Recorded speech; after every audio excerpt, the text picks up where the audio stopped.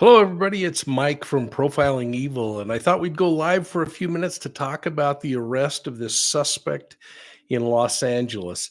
Now, I'm still a little mixed, and I actually reached out to my buddy Mark Safrick at the FBI to talk a little bit about kind of that bridge that happens between spree killings and serial killings. Frankly, a spree killing, this could very well fit within a spree killing, but definitionally, there's a little cool down period between each murder, 24 hours. And that, in essence, could make it a serial killer. So it's a really fine line. Mark hasn't responded back, but I hope to get a little more information. I can find myself kind of justifying either direction, whether it's a spree killing, spree murders, and please go back and watch my video with Mark Safrick, former profiler at the FBI and longtime friend of mine and colleague, a book that he wrote on spree killings. But there's also a cool down period between these murders. But what we want to talk about tonight is we want to cover the arrest of this suspect in the case, a suspect by the name of Jared Joseph Powell. He's a 33-year-old resident of Los Angeles. He was already in custody after being arrested Thursday morning. That was after the fourth murder. And if you remember my video from last night, I kept saying there's something really bugging me about this case, that we had a murder on Sunday, a murder on Monday. Nothing happened on Tuesday, and a murder on Wednesday. And I said, I think we're going to find at some point that there's another body in between there. And sadly, we've now discovered that there is, in fact, a body, a man named Nicholas Noli Cimbolan, and he was shot and killed. But we're going to talk through each of those, excuse me, a little bit as we go. But let's just take a quick minute, say hi to a few folks. Thanks for piling in here, folks. Lady Heather's Lair, or Heather's Lair, I'm sorry. Who has he been targeting? Wow, interesting question, because the preferential victim appears to me to be homeless individuals. I don't know. There's, I guess, a new feeling that you call them people without houses or something like that. Transients or homeless people, the most under represented people, and frankly, truly victims in this case. That to me appears to be the preferential victim that this predator was going after, for a couple of reasons. And victim number one and number two, I think, really help kind of emphasize that, because victim number one is shot and killed in his sleep. Easy mark, easy for this offender to be successful, to get away with it. Number two is easy. Now, I don't know if number three wasn't more functional in nature, that he felt the pressure getting on. He needed to get some money, some other things, but he also wanted maybe a little more of a challenge. And he may have got more than he bit off, because what he did is, in essence, he found a man named Nicholas Noli Cimbolan, who was at a charging station for his vehicle, I'm assuming, because he looks like he didn't need to go to a charging station like we talked about last night in Skid Row, for instance. But he went to a charging station, charged his vehicle, and then was followed home. Now, in my opinion, is again, usually these kinds of killers in this kind of a situation are opportunistic. Now, the police are saying these people were targeted. They may have been targeted once the predator saw them and said, yeah, that's who I'm going after. But they weren't targeted in the sense that we sometimes think about, like an Elizabeth Smart case, where she was targeted and watched, and the suspect was peeking through the windows before he finally abducted her. So he probably was cruising around just hunting, and hunting is the best term to use for these kinds of predators. And once he found someone and targeted them, in this particular case, he then follows Cimbolan home. So he follows him all the way back to his residence, and in his residence, he robs him. And we know that because there was a news report that came out that talked about the fact that he was robbed in his driveway, and um, that resulted in not only the robbery, but then he was murdered by this predator. And I thought maybe it would be helpful just to play a little news clip of that particular homicide. So I'm going to try to grab it here real quickly. Um,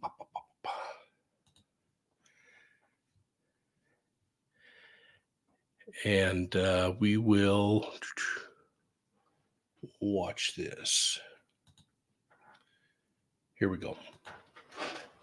Investigators are searching for whoever killed a husband and father in what they believe was a follow-home robbery. The victim was found dead at a home in San Dimas. Eyewitness News reporter Sid Garcia is there live. Sid. Mark and Giovanna, it's been nearly 24 hours since the deadly shooting, and at this hour, LA County Sheriff's detectives are still looking for the gunman. That's what neighbors heard last night. That deadly shot took the life of a San Dimas family man. LA County Sheriff's detectives tell us this looks like a follow-home robbery. It happened just before 7 last night. Word of what happened spread quickly. Arca Sojane says he's a family friend. Oh, I feel lost, and I feel everything broke because I cannot believe that. I cannot believe that. We cannot believe that. Suddenly, because we just met him last Saturday. We talked, nothing happened. We talk, we're happy. Detectives and neighbors tell us the victim is in his 40s, but they haven't released his name yet. We do know he leaves behind a wife and 2 sons. Family came to the home but told us they don't want to talk about what happened. No, nothing like this has ever happened. No. Neighbors tell us this is a quiet and safe neighborhood. Michael Patterson says he was putting up lights when it happened. It's always a quiet community, but this stuff's going to happen everywhere. And so you got to just expect that it's going to happen. And if it was a follow home robbery like they might be saying it was, then it's just you got to be aware of your surroundings. Off camera, one neighbor told me she heard the shot. With tears welling up in her eyes, she told me her neighbor didn't deserve what happened to him, adding he was a good husband and father to his 2 boys. Yeah, amen to the fact that he didn't deserve to have happen what happened. This is what's so stinking frustrating about these kinds of cases. Now, again, Simbolon was charging his vehicle, I believe, at a charging station, and the suspect then started to follow him. So the question becomes, because this is so out of the norm with what we see in the transients, the homeless individuals who were killed, and the method in which they were killed, the modus operandi, it really becomes interesting because it makes me think that it was more functional in nature, whether it was because he needed money and that was the course of the robbery, or whether it was emotional in nature and he needed the stimulus after having walked up and just executed. And as Chief Moore said in his comments in the press conference, executed these people without any emotion, that maybe this predator needed to have something a little more stimulating to happen. And it may not have gone like he wanted. In fact, we've talked about this many times on Profiling Evil about the fact that usually it is a letdown when these predators commit the crimes that they commit. So there's this fantasy process, and keep in mind, fantasy is always cooler than reality. There's something about it. It just drives us to want to do something. But generally, when we finally act out, so we fantasize, we think about, we fantasize, and we finally say, up here, it's not enough. I got to physically act it out. That when they go and act it out, something doesn't go according to the emotional plan. And so what the offender has to do, in this case, it may have been the way in which this victim reacted when the robbery was going on, or when it led up to the actual murder. I don't know if he fought the suspect or if there was something, but in these cases, the fantasy is damaged. And so the predator still completes the act because that's what they are. They're predators. But then they have to go home and kind of re-fantasize and fix in their mind what went wrong and then go back and do it. And think about your own legitimate circumstances in life when you're working on a personal relationship or something, and you have these fantasies of what's going to happen, maybe on a special date or something like that. And then you have the reality of what happens, and you have to go back. And maybe you said something stupid, and everybody got unhappy, and you went home separate ways at the end of the night. And so you go home and you think, what do I need to do to be a better human being, to be more likable? Well, for an offender, they could care less about being likable. So it's more about, what do I do to be successful again? And then we see victim number 4, which again is a return to what was successful for him in the early stages. So I wonder if we're going to find, when law enforcement finally releases more information on this, if things didn't go the way he planned. Let's look at a couple of questions here for a minute. So Jojo, you make a really good point about spree murders can actually extend a long time, but it's the cadence that's really important. And this is where it's going to be a lot of interesting discussion. And again, I find myself vacillating back and forth because I've dealt with these kind of predators my entire career. Is there a true cooling down period, a fantasy period, and a startup again? Or is it just a cadence that he's just going about business? The thing that kind of throws me off a little bit is this third victim, where it's a robbery instead of going after that preferential victim and doing that same thing. Now, we always see a predator evolve, but I think that's a great question. And frankly, I don't know the answer with the amount of information that's available in public space. It's going to be hard to know that until we start hearing more from the trial or things like that. Leslie Donovich, great to see you. Dyson's Crazy Adventure, great to see you. Shaz calling in from Oz. Let's see. Carmela's saying, glad to catch you live. Watch the video early. Glad they caught him. Yeah, that's true. It is great. And frankly, weigh in. Do you believe it's the right guy? Because here's something that's going to be hard to get around. And that is, they recovered a weapon in his vehicle when they arrested him. And the weapon has already been tied to these other murders. And we're gonna just take a second here. I want to look at a couple of images that I pulled up because I think it's kind of interesting. So first,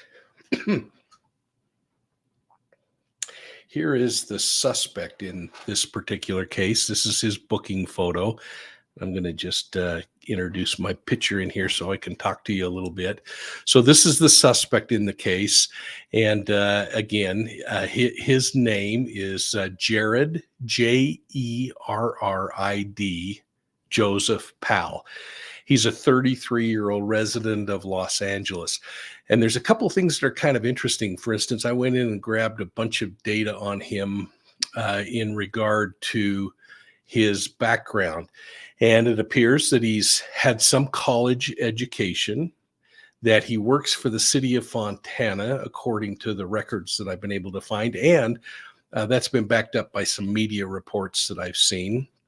There may be a tie to the U.S. Army Reserves, and I'm going to wait and see if that shakes out and is accurate. But I saw something that kind of pointed to that. But the thing that makes me worry that it might be someone different is that this guy also has a pretty extensive criminal history. So that military service would have been early on, I would suspect, or at least before, because he had a juvenile record.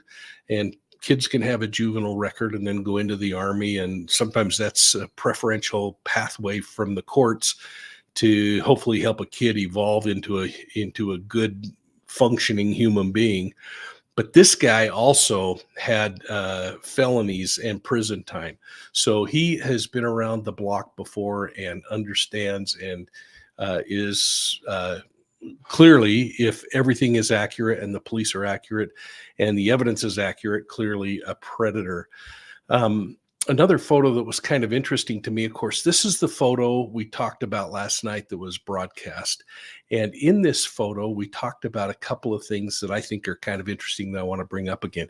The size of this guy, the look, and many of you were saying that this was a white man. And again, last night, I think I made a point of saying it really boils down to the type of night vision equipment in order to make those determinations, because night vision and if there's thermal imagery, it reflects entirely different. So anyway, what we know now is that he's an African-American male. The other thing we talked about last night was just his body build, but I pointed out, and I don't know that I've heard many other people talk about this, except for after I pointed it out, but it looked to me like he had his jeans rolled up a little bit, and the shoes are a little bit interesting. I couldn't quite grasp what was going on in the shoes down here, but I found that to be kind of interesting. Now, here he is, and this is from his social media site that I found. I want to just zoom in on that a little bit. Don't you find it interesting? I'm going to go out just a little bit because my Profiling Evil logo's in the way. But look at the rolled up cuff on his pants. The shoulders are similar. Some thought that he might have been wearing a ball cap, and in this picture he has a ball cap. And to maybe make a little more sense, I thought let's just bring them together a little bit. So first I want to point out the fact that he was in this car, a 2024 vehicle, according to police reports, which clearly he had to be doing okay in order to be doing that and driving that, but a very nice vehicle. That vehicle was captured on a number of cameras. Of course, many of us were complaining about the quality of this video. It kind of makes me laugh at times when I think about the quality of the video we see in banks and other places, and yet we get these incredibly crisp images from the surface of the moon or Mars or somewhere else after it's been beamed. But that's the nature of dealing with law enforcement issues. But here's the thing that I thought was really kind of interesting is I took those pictures and I put them side by side, and you start seeing some things that really make you wonder. The slooping of the shoulders, the way the arms hold down, the length of the legs, the cuff on the jeans, all of that. I'm going to just leave that up for a minute and see what your comments are here as I look at a couple of more questions that they had. One of the things that led to his capture is once they discovered some better imagery and got a license plate, they then entered that license plate into the LPR system, the license plate recognition system. And it was actually an alert on that LPR system that led police to him and to his arrest. So again, another example of how powerful technology is and why the criminal element continues to fight about things like LPR or forensics off of mobile devices. It's absolutely important that that we have those kinds of tools. And in this particular case, it's clearly what led to this guy's arrest. Let's just see if there are a couple of comments here that I can pop up. A lot of conversation going on back and forth between you all. And folks, if you are kind enough to put up a super chat here and there with your question, it makes it really stand out, makes it a lot easier for me to see, and it helps us pay the bills here at Profiling Evil to make sure that our storage space and everything else is adequate. Let's see.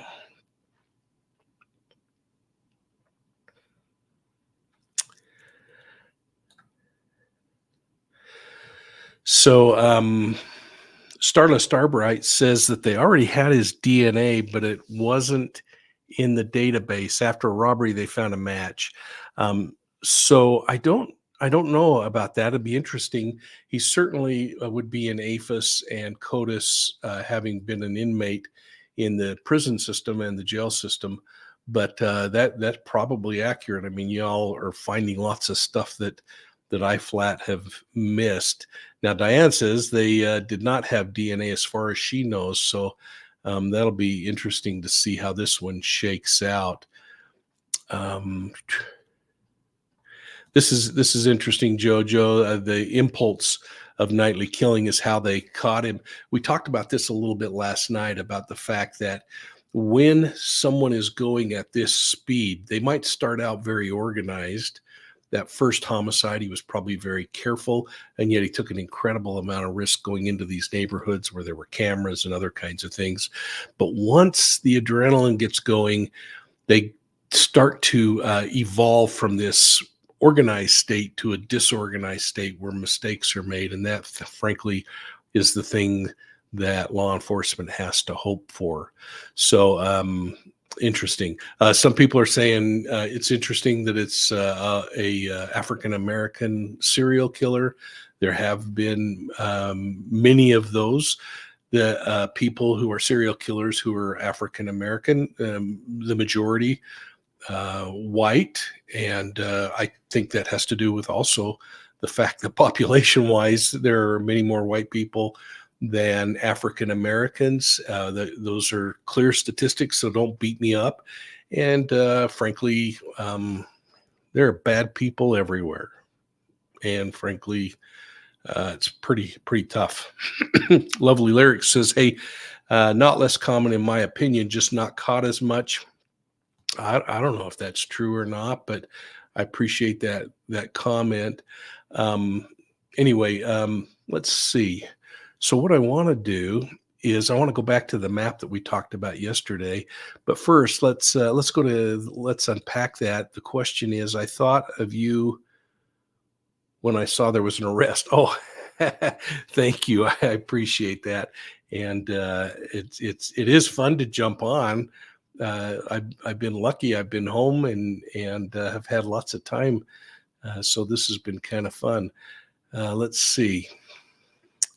Well, just a lot of comments coming in, and I'll just continue to try to watch those.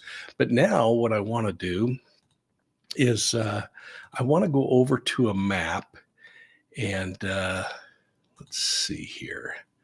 I want to retrace some of this thing on a map again, because I found a couple of things that I thought were pretty dang interesting. So let's see here. If we can go to this map, I want to retrace the homicides like we did last night. Now, the first one occurred in this Westmont area, and it occurred Sunday, November 26th at 3:10 a.m. Now, the thing that's kind of interesting is the suspect appears to be moving in a northerly direction, because the next homicide we see is in Skid Row on November 27th, again, in those early morning hours. And something that indicates this guy's out and wandering around. So we want to find out why on earth he's out and wandering around. Is there something that's going to really help tie this thing together? Diane Curry's asking if he was arrested at his home. Actually, he was arrested in Hollywood, I believe, while he was driving. So, and that was, I don't know, 9 or 10 in the morning. So he had committed a homicide hours earlier and was still out running around. Why, again, I don't know.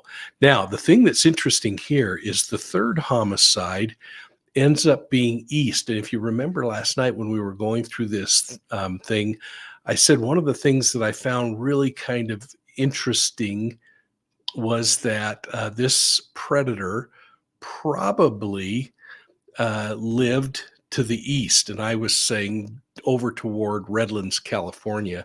Well, the third homicide, actually, Redlands is right here, by the way. This suspect works at the Fontana City offices, from everything that we're able to understand at this point.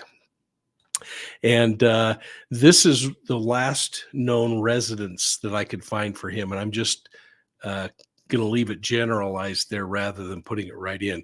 But so we have that first homicide, November 26th, Sunday. Monday, we have the second homicide. And you remember yesterday we were talking about that third one happening on November 29th. And I suggested that there's got to be another victim on the 28th. Well, that's where this particular victim, the robbery that occurred, happened, and that was interestingly just west of his home and just west of where he works. So again, I wonder if that is why we see this anomaly here. And then the fourth homicide was here in northern Los Angeles in Hollywood. And that one occurs on the 29th. 8 hours later or so, he's arrested.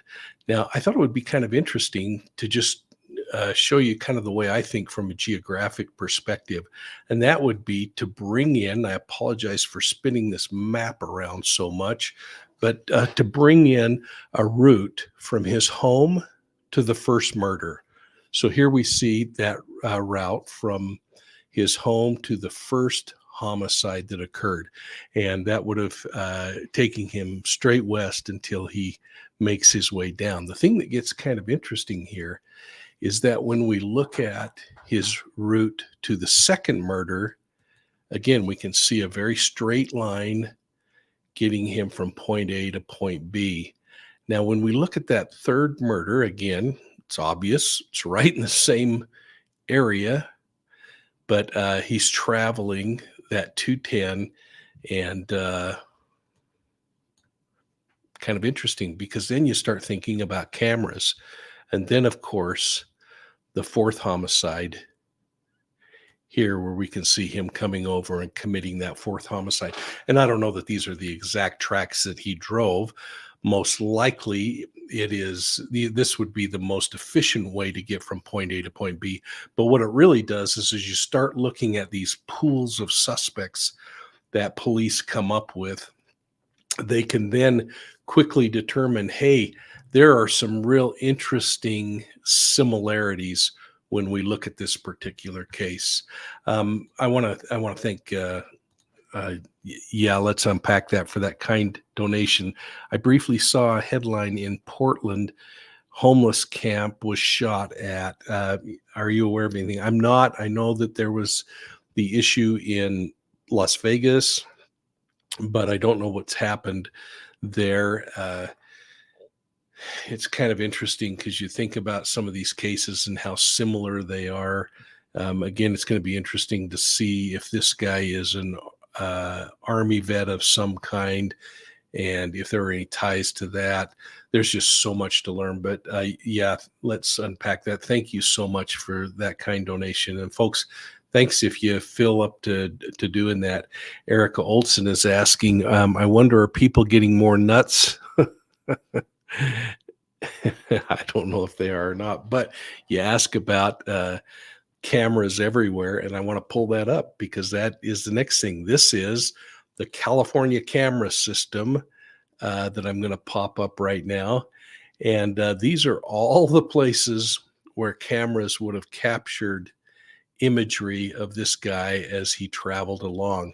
And so this is really motivating to think about the fact that all those cameras can also be providing content that law enforcement might draw from.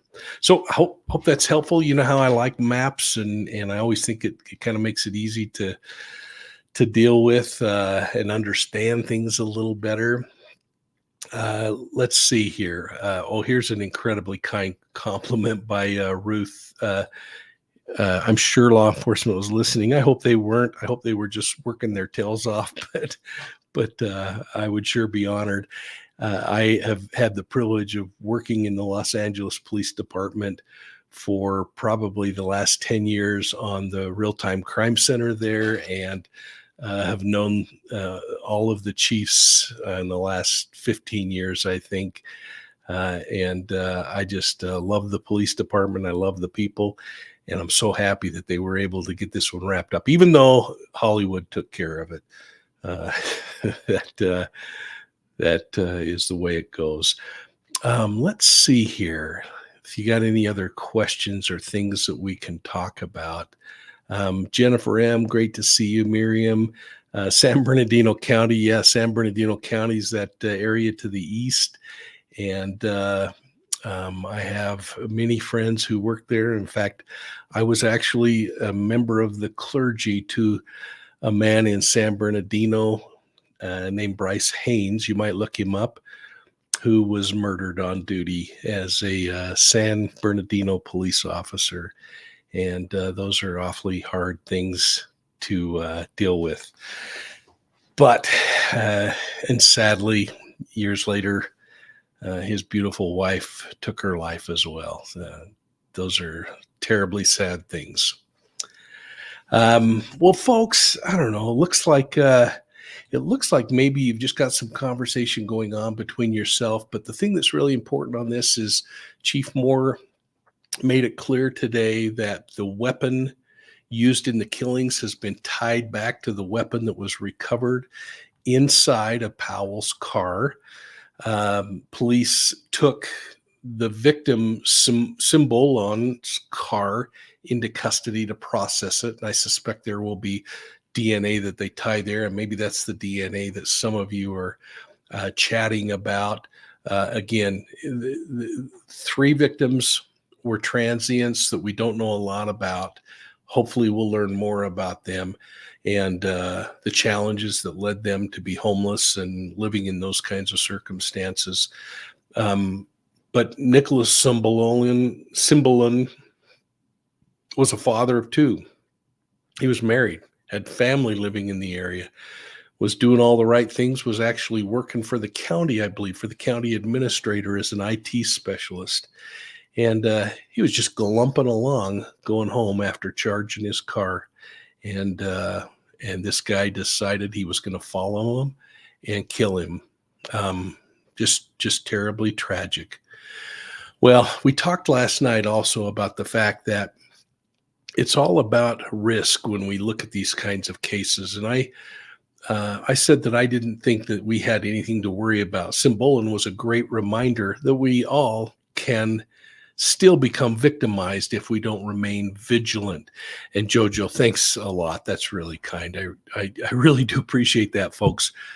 Someday we'll put an itemized bill out there and show you what it costs to run a YouTube channel. And as many of you know, most of what I get, we end up pushing toward training police officers or to the Children's Justice Center. So we try to, thankfully, I've been blessed with a great career that has paid me well, and we can use these things to do other good things. But back to what I was talking about on victims, go and watch my video on the victim risk continuum, because there we talk about how you can reduce your own levels of being victimized and falling prey to people like these.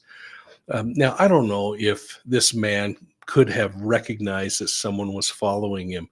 I know that it makes good sense to open your garage door when you're pulled into the driveway, to pull the vehicle in and close the garage door before you get out of the vehicle. You know, kind of those little simple things to make sure you're safe.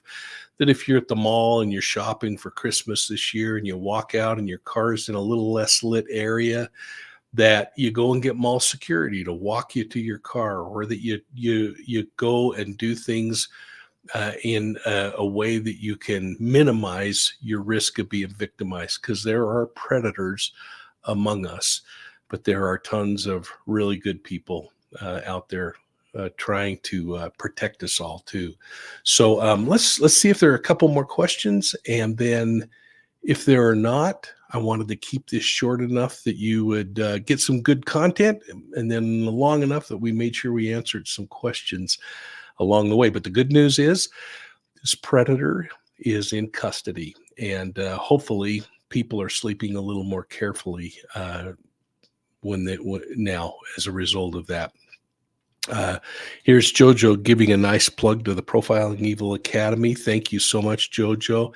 It's a place, folks, where we try to talk about these individual principles of criminal profiling, of criminal behavior, and the criminal investigative analysis process. Hopefully you'd like it, and it's just a great way for you to support Profiling Evil and help us out. So thanks, Jojo. That's really kind. Sean, the fam, these cameras in larger cities are going to catch people when they're breaking the law. whether it's an invalid registration or breaking the law. Yeah, and there's some kind of interesting things. I mean, there's been some restriction placed on law enforcement. Some agencies are now telling police that you can't pull people over for a expired registration. As a former street cop, that really bothers me, because there are so many times when you stumble onto something because somebody is driving a vehicle with a plate that's bad or a broken tail light or other things. And it's not so the police can harass. It's so the police can inform you that you got a problem, you got to fix it. But more importantly, to check out who's in those vehicles. I hate to see the way the pendulum swung, and yet in some cases it's been deserved that there's been a little more scrutiny. So I guess the jury will remain out as we think about those kinds of things. Let's see. Janice from Oz says, yesterday you said they opened shelters for these homeless people. Why are they not open at all times? I think finances, Janice. I mean, I think that's the reality of it. My friend Dion Joseph, who is a street cop working Skid Row, he's been on our show here before, and I hope you'd go back and watch the video we did with him talking about Skid Row.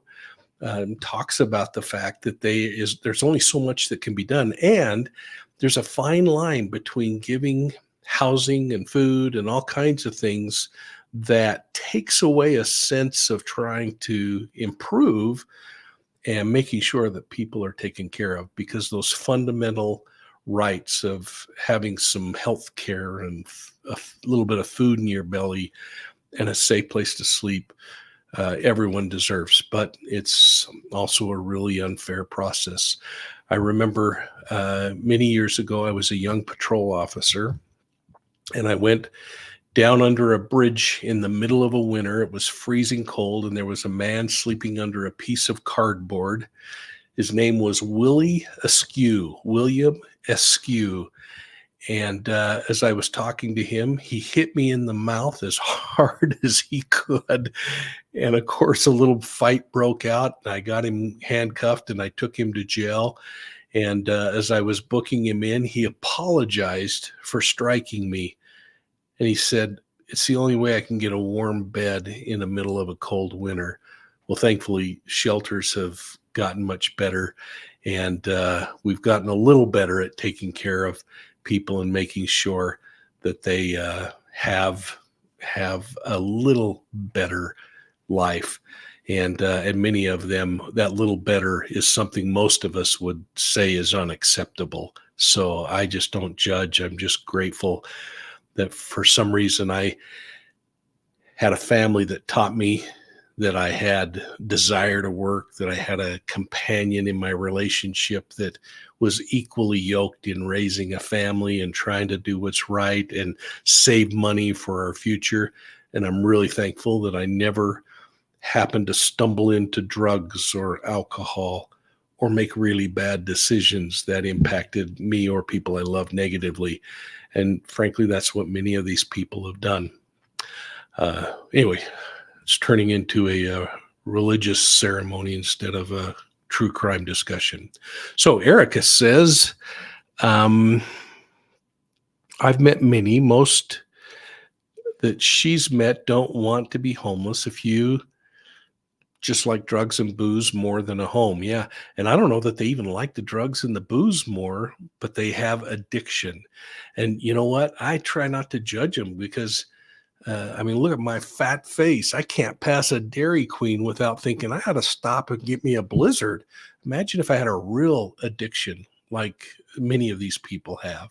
Lady Dixon, thank you so much for this kind donation. Prayers for the victims and their families. Yeah, I agree with you. It is a crazy world that we're living in, but we are so lucky to be a part of it. It is really fun to be a part of it, actually. Hey, I've got a bunch of videos that I've just got sitting in the stack. I've been on News Nation and Court TV. I've got some things about Lori Vallow and Chad Daybell.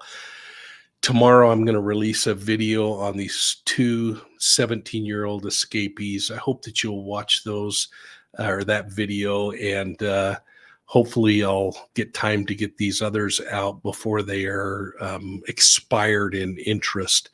But I really appreciate your patience. I don't know if many of you have noticed, but I have not done much for the last 2 months. I've been so busy in my day job, and my day job takes me to Europe quite often and other places. And some of the conflicts that have been going on in the world, I've been able to have small pieces in providing some content for. But yesterday I retired, and now I've got more time. I'm going to try to spend some time with my family and goof off and try to spend a little more time doing profiling evil. And I'll still do some consulting work on the side, but I hope to live in a plane a whole lot less. And yet, while I say that, next week I'll be in Austria, and the following couple of weeks in Germany, and then back in time for Christmas. So anyway, it's a crazy world. Let's see. I learned a lot. Thank you so much for your comments. Angel Wilburn, thank you. That's very kind. Arvin Life, thank you. Oh gosh, so many of you saying thanks. That's awesome. Yeah.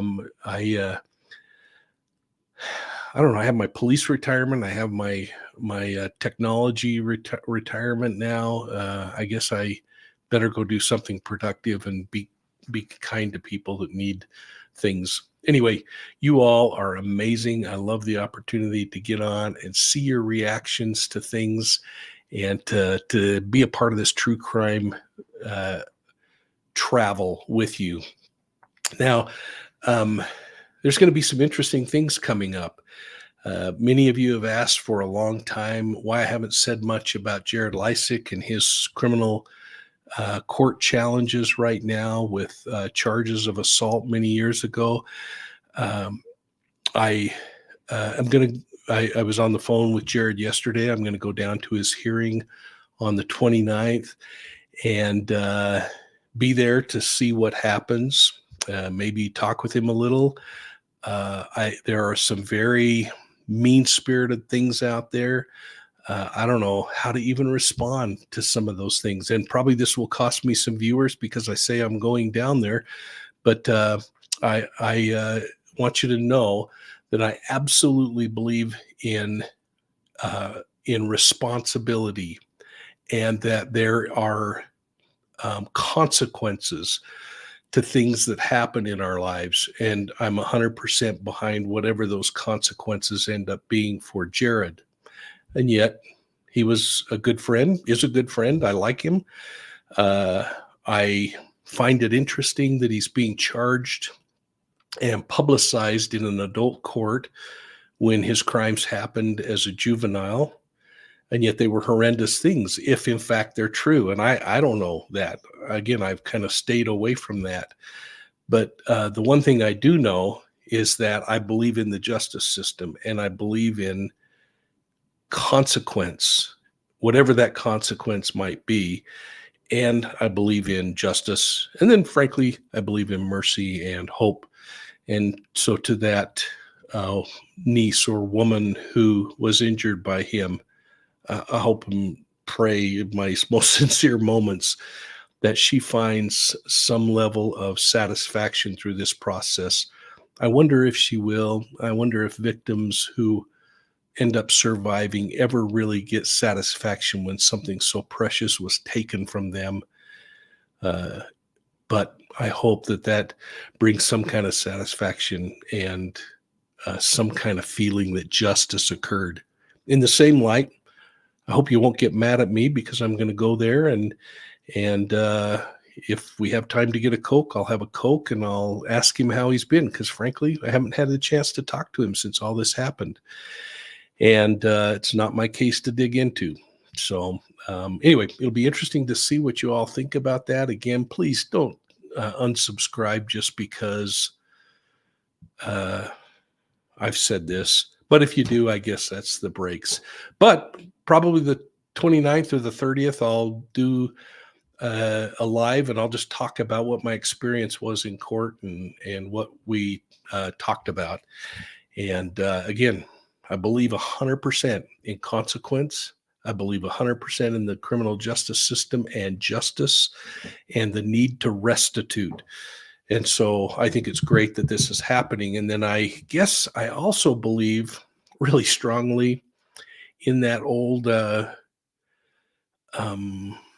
Les Miserables theory that some people actually can change in their lives.